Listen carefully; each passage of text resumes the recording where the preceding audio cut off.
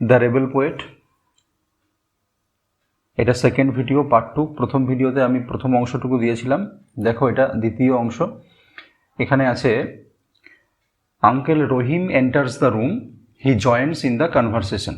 Uncle Rahim ঘরের মধ্যে প্রবেশ করলেন এবং তিনি প্রীতম এবং প্রীতমের বাবা যে কথাবার্তা বলছিল তাদের সাথে কথাবার্তায় যোগ দিলেন। Pritam, did Kumudranjan inspire him to write poems? কুমুদরঞ্জন কি তাকে কবিতা লেখায় উৎসাহ জুগিয়েছিল বা জোগাতো? Father, yes, but Nazrul was also influenced by Rabindranath and the Persian poets like Hafiz and Khayyam. হ্যাঁ, রবীন্দ্রনাথ এবং পার্সিয়ান পোয়েট হাফিজ এবং খোয়মের থেকেও কিন্তু নজরুল অনেক ইনফ্লুয়েন্স পেয়েছিলেন তার কবিতা লেখার।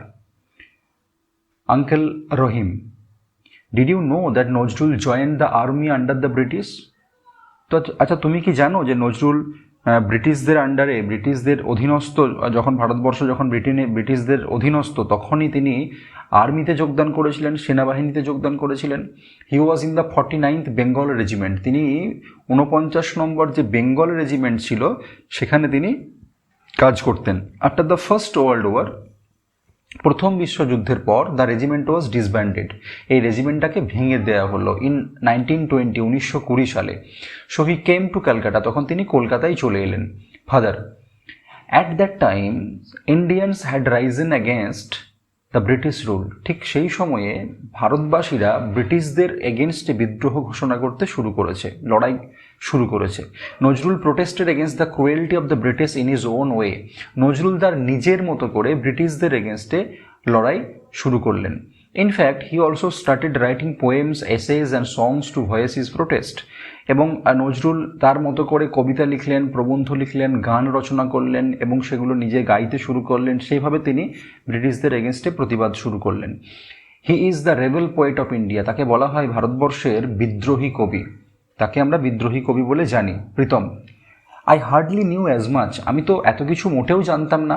তারপর father, you should read his poems like Kandari Hushiyar, Kheyaparer Tarani and also listen to his সংস।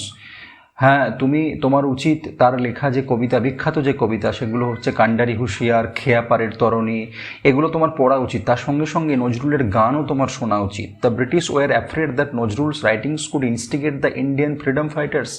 ব্রিটিশরা খুব ভয় পেয়ে গেল, ইংরেজরা খুব ভয় পেয়ে গেল এটা ভেবে যে নজরুলের গান, নজরুলের কবিতা কি করছে না, এগুলো ভারতবাসীদেরকে মোটিভেট করছে, ভারতবাসীদের মধ্যে অনুপ্রেরণা যোগাচ্ছে ব্রিটিশদের এগেনস্টে লড়াই করবার জন্য।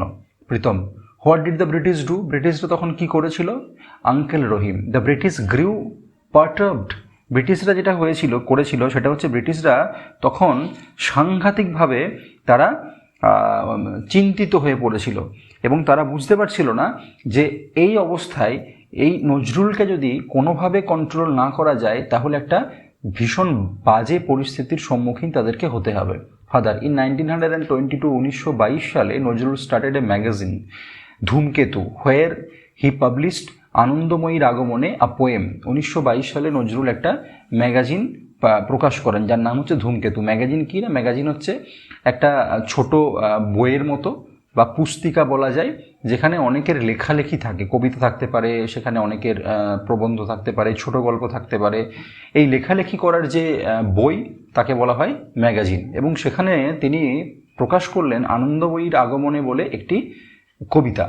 Uncle Rahim, the British raided the office of Dhumketu. ব্রিটিশরা তখন কি করলো? ধূমকেতুর অফিস বন্ধ করে দিল, ধূমকেতুর অফিসে তারা হানা দিল। The poet was arrested from Comilla, এবং কুমিল্লা থেকে কবিকে তখন গ্রেপ্তার করা হলো। Pritam, what happened then? তারপরে কি হয়েছিল? Father, he was transferred to the Hooghly jail and there he began fasting. তাকে হুগলি জেলে ট্রান্সফার করা হলো, হুগলি জেলে তাকে নিয়ে যাওয়া হলো এবং সেখানে তিনি অনশন শুরু করলেন। ফাস্টিং মানে হচ্ছে অনশন, না খেয়ে থাকা। It was his way of protesting against the torture of the British. এবং এইভাবে তিনি ব্রিটিশদের এগেনস্টে প্রতিবাদ আন্দোলন গড়ে তুললেন। ব্রিটিশদের যে অত্যাচার, টর্চার, তার বিরুদ্ধে প্রতিবাদ আন্দোলন গড়ে তুললেন। তারপর Pritam, for how many days did he fast father? কতদিন তিনি না খেয়েছিলেন, কতদিন তিনি অনশন করেছিলেন বাবা? Father, he fasted for more than a month, এক মাসেরও বেশি সময় তিনি অনশন করেছিলেন। ইন ডিসেম্বর 1923, 1923 সালের ডিসেম্বর মাসে he was released from jail, তাকে জেল থেকে ছেড়ে দেওয়া হয়েছিল। Pritam, thank you so much father, now I will be able to sing কারার ওই লৌহ কপাট উইথ জিল অ্যান্ড প্যাশন। অনেক ধন্যবাদ বাবা তোমাকে, কারণ আমি এবার যেহেতু নজরুলের সম্পর্কে আমি অনেক কিছু জেনে নিলাম তোমার থেকে এবং আঙ্কেল রহিমের থেকে, সুতরাং আমি এবার কারার ওই লৌহ কপাট গান যখন গাইবো তখন অনেক বেশি উৎসাহ নিয়ে, অনেক বেশি আগ্রহ নিয়ে, অনেক বেশি আবেগ দিয়ে আমি গানটা গাইতে পারবো। I am so proud that the teacher has selected me for singing.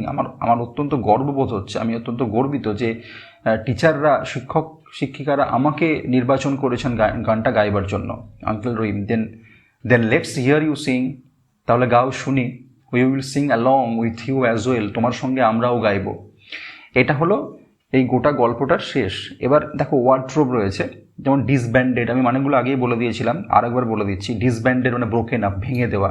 Rebel মানে হচ্ছে একজন মানুষ, person who fight against authority, একজন মানুষ যিনি অথরিটির এগেনস্টে যিনি বিদ্রোহ ঘোষণা করেন, যে সমস্ত নিয়ম কানুন রীতিনীতি চলছে তার এগেনস্টে, তার বিরুদ্ধে যাওয়াটাকে বলা হচ্ছে, যিনি যান তাকে বলা হয় রেবেল, বিদ্রোহী।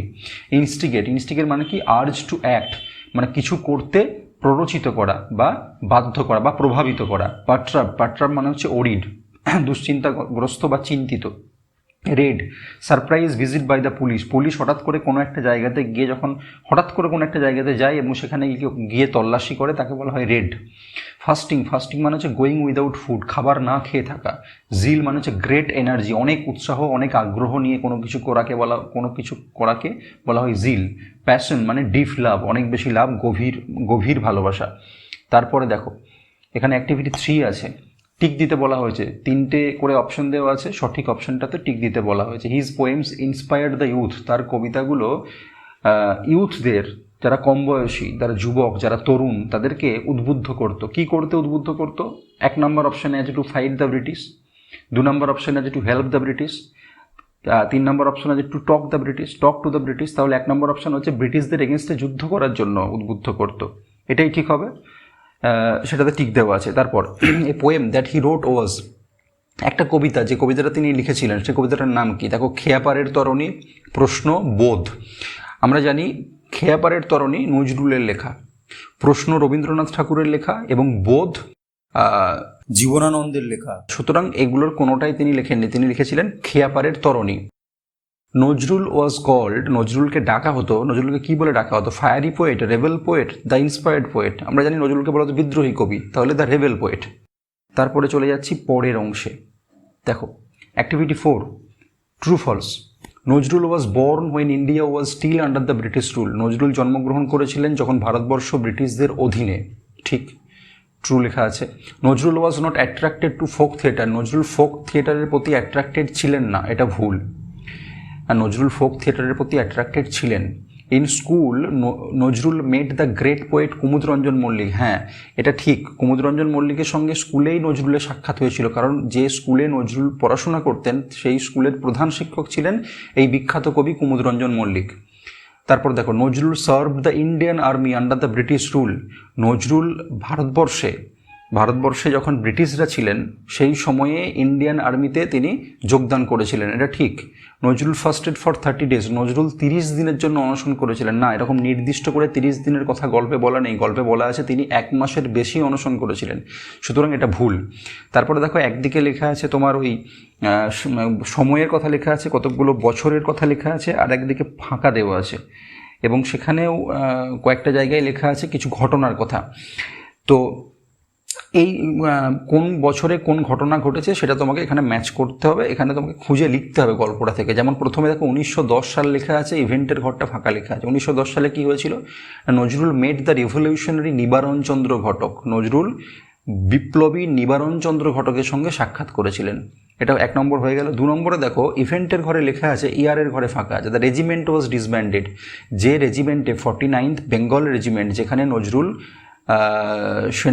সেনাবাহিনীতে যে রেজিমেন্টের আন্ডারে নজরুল যোগদান করেছিলেন সেটা ডিসব্যান্ডেড হয়ে গিয়েছিল, সেটাকে ভেঙে দেওয়া হয়েছিল। সেটা কত সালে? 1920 সালে। তাহলে ইয়ারের ঘরে 1920 লিখে দিলাম।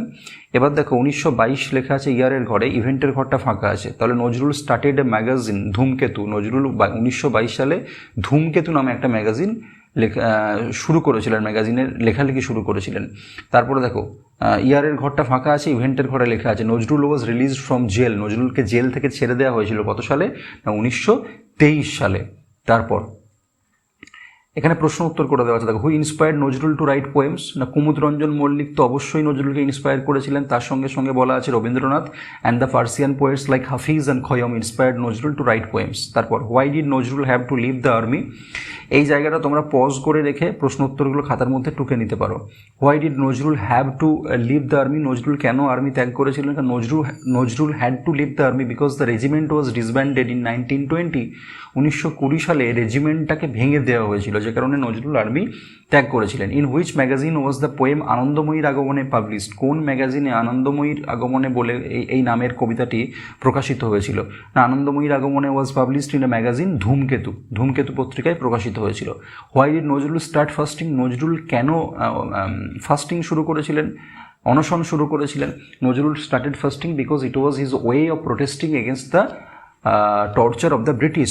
ব্রিটিশদের যে অত্যাচার, সেই অত্যাচারের বিরুদ্ধে প্রতিবাদ করবার জন্য নজরুল এই পদ্ধতি অবলম্বন করেছিলেন। এরপর তোমাদের যে অংশগুলো থাকছে, যেটা হচ্ছে গ্রামার এবং রাইটিং পোর্শন, সেই অংশটা আমি পরের ভিডিওতে দেবো। গ্রামারের ক্লাসে আমি আলাদা করে করিয়ে দেবো।